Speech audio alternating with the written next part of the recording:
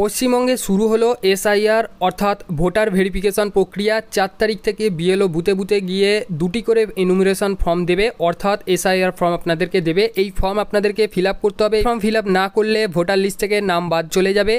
এই ফর্ম প্রিন্টিংয়ের কাজ শুরু হয়ে গিয়েছে 28/10/2025 থেকে এই ফর্ম প্রিন্টিংয়ের কাজ শুরু হয়ে গিয়েছে। তাই ভোটার আইডি কার্ডের যে কোনো ধরনের কাজ কিন্তু এখন বন্ধ করে দেওয়া হয়েছে। এই ফর্ম আপনারা কীভাবে ফিল আপ করবেন এবং কোন ঘরে কি লিখতে হবে এবং এই ফর্মের সঙ্গে আপনাদের কী কী ডকুমেন্টস জমা করতে হবে এবং তাদের কোনো ডকুমেন্টস লাগবে না, সমস্ত কিছু আজকের এই ভিডিওতে জানাবো। অবশ্যই ভিডিওটা প্রথম থেকে শেষ পর্যন্ত দেখবেন। এছাড়া চ্যানেল নতুন হয়ে থাকলে পরবর্তী ভিডিওর লেটেস্ট নোটিফিকেশনগুলো সবার প্রথম এই চ্যানেল থেকে পাওয়ার জন্য চ্যানেলটি সাবস্ক্রাইব করে পাশের বেল আইকনটি নোটিফিকেশন অল করে রাখবেন। এছাড়া ভিডিওটি ভালো লাগলে অবশ্যই ভিডিওটিতে একটি লাইক দিয়ে দিবেন। 4ই নভেম্বর থেকে এই ফর্ম প্রত্যেক ভোটারকে দেওয়া হবে। 2টি করে ফর্ম দেওয়া হবে। একটি ফর্ম নিজের কাছে রাখবেন, একটি ফর্ম বুথের বিএলওকে দিয়ে দিতে হবে। এই 2টি ফর্ম কীভাবে ফিল আপ করবেন চলুন দেখে নেব। তো আপনাদেরকে প্রথমে যে ফর্মটি দেওয়া হবে তার ওপরে কিন্তু আপনারা দেখতে পাচ্ছেন এখানে লেখা থাকবে এনুমিনেশন ফর্ম বলে লেখা থাকবে। তো এরপরে আপনারা দেখতে পাচ্ছেন এখানে সব প্রি প্রিন্টেড বলে লেখা রয়েছে। এইগুলো কিন্তু আপনাদের সমস্ত ডিটেলস দিয়ে এখানে প্রিন্ট করা থাকবে, অর্থাৎ আপনারা দেখতে পাচ্ছেন ইলেকট্রোলস নেম, এপিক এবং আপনাদের অ্যাড্রেস, এইগুলো সমস্ত ডিটেলস এখানে দেওয়া থাকবে। আপনাদের নাম, আপনাদের ভোটার আইডি কার্ডের নাম্বার এবং আপনাদের অ্যাড্রেস, এছাড়া আপনাদের সিরিয়াল নাম্বার এবং পার্ট নাম্বার, এছাড়া আপনারা দেখতে পাচ্ছেন এসি নেম, স্টেট, সমস্ত ডিটেলসটা কিন্তু এখানে ফিল আপ করা থাকবে এবং এখানে কিন্তু কিউআর কোড একটা দেওয়া থাকবে।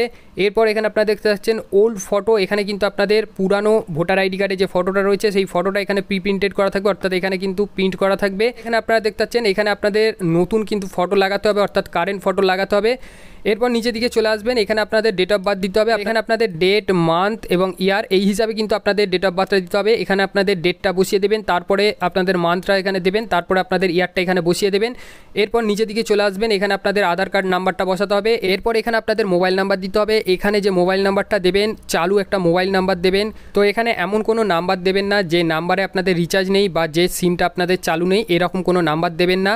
যদি সেরকম নাম্বার দিয়ে থাকেন সেক্ষেত্রে কিন্তু আপনাদের ফর্মে কোনো প্রবলেম হয়ে থাকলে, অর্থাৎ কোনো ধরনের ভুল থাকলে বা কোনো কিছু সমস্যা হয়ে থাকলে সেক্ষেত্রে কিন্তু তারা আপনাদের সঙ্গে যোগাযোগ করতে পারবেন না। তো এখানে অবশ্যই আপনারা একটা চালু মোবাইল নাম্বার দেবেন।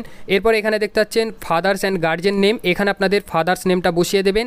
যদি আপনাদের বাবা মৃত হয়ে থাকে সেক্ষেত্রেও এখানে আপনাদের বাবার নাম বসাবেন এবং বিবাহিত মহিলাদের ক্ষেত্রে এখানে কিন্তু আপনারা স্বামীর নাম বসাবেন না, এখানে আপনাদের বাবার নামটা বসাবেন। এখানে নিচে বলা হয়েছে ফাদার্স গার্জিয়ান এপিক নাম্বার, এখানে আপনাদের বাবার কিন্তু ভোটার আইডি কার্ডের নাম্বারটা বসিয়ে দেবেন।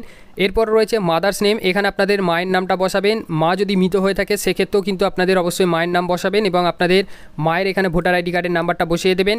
এবং এখানে আপনাদের স্পাউস নেম, তো বিবাহিত ছেলেদের ক্ষেত্রে তার স্ত্রীর নাম বসাবে এবং এখানে তার ভোটার আইডি কার্ডের নাম্বার বসাবে। আর বিবাহিত মেয়েদের ক্ষেত্রে তার স্বামীর নাম বসাবে এবং তার ভোটার আইডি কার্ডের নাম্বার বসাবে। অবিবাহিত ছেলে মেয়েদের ক্ষেত্রে এই দুটো ঘর আপনাদেরকে ফিল আপ করতে হবে না, এই দুটো ঘর আপনারা ছেড়ে দেবেন। এখানে আপনাদের যে সমস্ত ডিটেলসটা দিয়ে ফিল আপ করবেন, এখানে কিন্তু আপনাদের বর্তমানে অর্থাৎ কারেন্ট যে ডিটেলস সেই ডিটেলসটা এখানটায় দিয়ে ফিল আপ করবেন। নিচের দিকে আসবেন, এখানে আপনারা দেখতে পাচ্ছেন এই ঘরটা কিন্তু খুব ভাইটাল। তো এখানে আপনাদের যদি 2002 সালে ভোটার লিস্টে নাম থাকে সেক্ষেত্রে আপনারা এই ঘরটাকে ফিল আপ করবেন, অর্থাৎ এই ঘরটা আপনাদেরকে ফিল আপ করতে হবে। আর যদি আপনাদের 2002 সালের ভোটার লিস্টে নাম না থাকে সেক্ষেত্রে আপনাদের বাবা এবং মায়ের যদি 2002 সালের ভোটার লিস্টের নাম থাকে সেক্ষেত্রে আপনাদেরকে এই ঘরটা ফিল আপ করতে হবে। তো যদি আপনাদের 2002 সালের ভোটার লিস্টের নাম থাকে সেক্ষেত্রে এখানে আপনাদের প্রথমে নামটা বসিয়ে দেবেন, তারপরে আপনাদের ভোটার আইডি কার্ডের নাম্বার বসাবেন। যদি ভোটার আইডি কার্ডের নাম্বার না থাকে সেক্ষেত্রে এখানে বসাবেন না, অর্থাৎ 2002 সালের ভোটার লিস্টে আপনারা চেক করে দেখবেন সেখানে যদি ভোটার আইডি কার্ডের নাম্বারটা না থাকে তো সেক্ষেত্রে এখানে আপনারা আপনাদের ভোটার আইডি কার্ডের নাম্বারটা বসাবেন না। এরপর অনেকের ক্ষেত্রে দেখবেন এখানে কিন্তু আপনাদের ভোটার আইডি কার্ডের নাম্বার মেনশন নেই, সেক্ষেত্রে এখানে আপনাদের যাদের ভোটার আইডি কার্ডের নাম্বারটা মেনশন নেই সেখানে কিন্তু আপনারা ফর্ম ফিল আপের সময় সেই ঘরটাতে এনে বলে লিখে ছেড়ে দিবেন। এরপর আপনাদের রিলেটিভ নেম, অর্থাৎ আপনার পিতার নাম এখানে বসাতে হবে, তারপরে তার সঙ্গে আপনার কি সম্পর্ক সেটা এখানে মেনশন করবেন। দেখতে পাচ্ছেন এখানে নির্বাচকের নাম, অর্থাৎ এখানে কিন্তু যার নামটা বসাবেন তার সঙ্গে সম্পর্কিত ব্যক্তির নামটা এখানে আপনাদেরকে বসাতে হবে, অর্থাৎ সেই ব্যক্তির নাম এখানে মেনশন থাকবে। এখান থেকে দেখে আপনারা সঠিকভাবে সম্পর্কিত ব্যক্তির নামটা বসাবেন এবং সেই ব্যক্তির সঙ্গে কি সম্পর্ক এখানে দেখবেন মেনশন করা থাকবে, সেটা দেখে আপনাদেরকে এখানে বসিয়ে দিতে হবে, অর্থাৎ সম্পর্কটা বসিয়ে দিতে হবে। এরপর এখানে আপনারা দেখতে পাচ্ছেন ডিস্ট্রিক্ট, এখানে ডিস্ট্রিক্ট নেমটা বসিয়ে দেবেন এবং এখানে স্টেট এবং এখানে আপনাদের বিধানসভা কেন্দ্রের নামটা বসাবেন। তো এখানে আপনাদেরকে বলে রাখি এখানে কিন্তু আপনারা বর্তমানে যে আপনাদের কারেন্ট ডিটেলস সেই কারেন্ট ডিটেলস দিয়ে ফিল আপ করবেন না, আপনাদের 2002 সালের ভোটার লিস্ট ডাউনলোড করবেন, সেই ভোটার লিস্টে যেরকমভাবে আছে সেইভাবে আপনারা এখানে দেখে সঠিকভাবে বসাবেন। অনেকের ক্ষেত্রে 2002 সালের বিধানসভা কেন্দ্র আলাদা ছিল এবং তাদের পার্ট নাম্বার সিরিয়াল নাম্বার সব আলাদা ছিল এবং বর্তমানে তাদের বিধানসভা কেন্দ্র আলাদা এবং পার্ট নাম্বার সিরিয়াল নাম্বার সব আলাদা।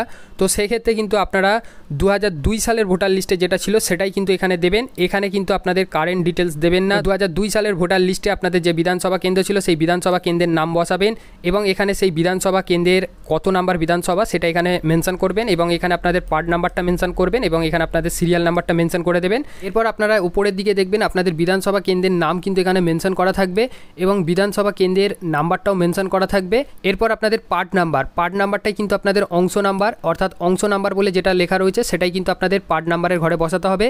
এরপর আপনাদের সিরিয়াল নাম্বার, এখানে আপনারা সাইডে দেখবেন 1 2 3 4 এরকমভাবে কিন্তু পরপর নামগুলো সাজিয়ে লেখা আছে এবং আপনারা কিন্তু প্রথমে আপনাদের নামটা খুঁজে বের করবেন। যত নাম্বারে আপনাদের নাম থাকবে সেই নাম্বারটা কিন্তু আপনাদেরকে সিরিয়াল ঘরের নাম্বারে বসাতে হবে। তো দেখে সঠিকভাবে কিন্তু আপনারা বসিয়ে দেবেন। এরপর এখানে যাদের 2002 সালের ভোটার লিস্টের নাম নেই, যাদের বাবা মায়ের 2002 সালের ভোটার লিস্টের নাম রয়েছে, তো তাদের এইটা ফিল আপ করতে হবে। তাদের ক্ষেত্রে এই ঘরটা ফিল আপ করতে লাগবে না। তো এখানে কিন্তু প্রথমে আপনাদের ফাদার্স নেম বা মাদার্স নেমটা বসাবেন এবং তার ভোটার আইডি কার্ডের নাম্বার এখানে বসাবেন। যদি 2002 সালে ভোটার আইডি কার্ডের নাম্বারটা থাকে তবেই বসাবেন, নাহলে এখানে এনে লিখে ছেড়ে দিবেন। এরপর এখানে আপনারা দেখতে পাচ্ছেন রিলেটিভ নেম। তো এখানে আপনারা যদি ফাদার্স নেম বা মাদার্স নেম বসিয়ে থাকেন তার বাবার নাম এখানে বসাতে হবে। এখানে তার বাবার নামটা বসিয়ে দেবেন। তারপরে তার সঙ্গে তার বাবার কী সম্পর্ক সেটা এখানে মেনশন করবেন। তারপরে এখানে ডিস্ট্রিক্ট দেবেন, তারপরে স্টেট দেবেন, তারপরে আপনাদের বিধানসভা কেন্দ্রের নামটা দেবেন এবং আপনাদের বিধানসভা কেন্দ্রের নাম্বারটা বসাবেন এবং আপনাদের পার্ট নাম্বার এবং সিরিয়াল নাম্বার বসাবেন। এখানে যে ডিটেলসটা দেবেন এখানে সম্পূর্ণ 2002 সালের ভোটার লিস্টে সমস্ত ডিটেলসটা দেবেন, অর্থাৎ আপনাদের বিধানসভা কেন্দ্রের নাম, পার্ট নাম্বার, সিরিয়াল নাম্বার এইগুলো কিন্তু আপনাদের 2002 সালের ভোটার লিস্টের সমস্ত ডিটেলসটা দিতে হবে। পরে এখানে আপনাদের যে সমস্ত ডিটেলসটা দেবেন এইটা কিন্তু আপনাদের কারেন্ট ডিটেলসটা দেবেন।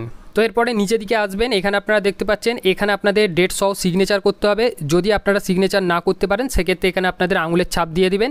এরপর অনেকের ক্ষেত্রে হয়ে থাকে তাদের বাড়ির কোনো মেম্বার হয়তো বাইরে রয়েছে, অর্থাৎ কাজের সূত্রে হোক বা যে কোনো সূত্রে বাইরে রয়েছে। তো সেক্ষেত্রে আপনারা কীভাবে ফর্মটা ফিল আপ করবেন, আপনারা নিজেরা ফর্মটা ফিল আপ করবেন।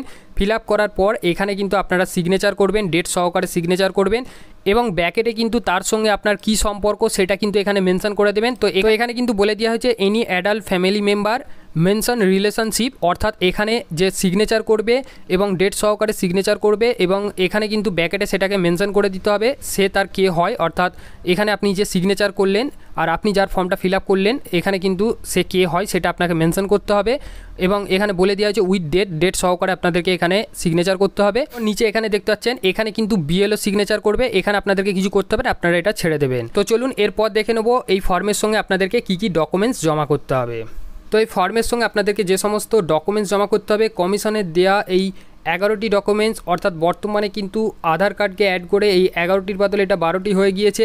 তো এখানে বলা হয়েছে প্রথমে রাজ্য বা কেন্দ্র সরকারের কর্মচারী বা অবসরপ্রাপ্ত কর্মচারী হলে সেই পরিচয়পত্র আপনাদেরকে দিতে হবে। 1987 সালের 1 জুলাইয়ের আগে কোনো পরিচয়পত্র, সার্টিফিকেট, ডকুমেন্টস যা কেন্দ্র বা রাজ্য সরকার দিয়েছে, অর্থাৎ ব্যাংক, পোস্ট অফিস, এলআইসির নথিও কিন্তু গ্রহণ করা হবে। এরপর আপনাদের রয়েছে জন্মের শংসাপত্র সার্টিফিকেট, যাদের রয়েছে তাদের ক্ষেত্রে জন্ম সার্টিফিকেট দিলে হবে। এরপর আপনাদের রয়েছে পাসপোর্ট, যদি পাসপোর্ট থাকে পাসপোর্ট দিলেও হবে। এরপর 5 নম্বরে রয়েছে স্বীকৃত বোর্ড বা বিশ্ববিদ্যালয়ের দেওয়া শিক্ষা সংক্রান্ত শংসাপত্র এবং মাধ্যমিকের সার্টিফিকেটও গ্রহণযোগ্য বলে জানানো হয়েছে। অর্থাৎ যদি আপনাদের মাধ্যমিক, উচ্চ মাধ্যমিক বা কলেজে যদি পড়াশোনা করে থাকেন সেক্ষেত্রে যে কোনো একটি সার্টিফিকেট আপনারা দিতে পারেন। এরপর আপনাদের বলা হয়েছে রাজ্যের দেওয়া পার্মানেন্ট রেসিডেন্ট সার্টিফিকেট, অর্থাৎ বাসস্থান সার্টিফিকেট দিলেও হবে। এরপর 7 নম্বরে বলা হয়েছে বন অঞ্চলে যারা থাকেন তার ক্ষেত্রে বনাধিকারের শংসাপত্র দিলেও হবে। এরপর আপনারা দেখতে পাচ্ছেন ওবিসি, এসটি, এসসি অর্থাৎ কাস্ট সার্টিফিকেট যদি থাকে তো কাস্ট সার্টিফিকেট দিলেও হবে।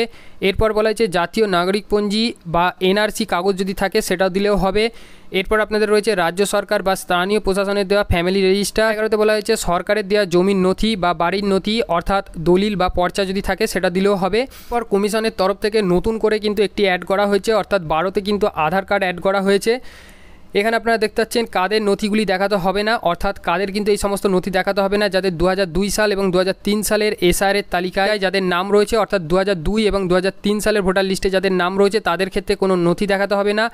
এছাড়া যদি বাবা মায়েরও 2002 এবং 2003 সালের ভোটার লিস্টের নাম থাকে সেক্ষেত্রেও কিন্তু আপনাদের কোনো নথি দেখাতে হবে না। আশা করছি আপনারা সকলেই বুঝতে পেরেছেন। যদি আপনাদের কোনো সমস্যা হয়ে থাকে বা যদি কোনো মতামত থাকে অবশ্যই আপনারা কমেন্ট করে আমাদেরকে জানাবেন। এছাড়াও যদি পরবর্তীতে এর মধ্যে কোনো চেঞ্জ আসে সেক্ষেত্রেও কিন্তু আমরা ভিডিওর মাধ্যমে আপনাদেরকে জানিয়ে দেবো। তো বন্ধুরা ভিডিওটি যদি আপনাদের ভালো লেগে থাকে এবং ভিডিওটি যদি আপনাদের কোনো কাজে এসে থাকে তো অবশ্যই ভিডিওটিতে একটি লাইক দিয়ে দিবেন এবং বন্ধুদের সঙ্গে ভিডিওটি প্রচুর পরিমাণে শেয়ার করবেন এবং আমাদের সঙ্গে যুক্ত থাকার জন্য পরবর্তী নেক্সট আপডেটগুলো পাওয়ার জন্য চ্যানেলটি সাবস্ক্রাইব করে পাশের বেল আইকন টিপে নোটিফিকেশন অল করে রাখবেন।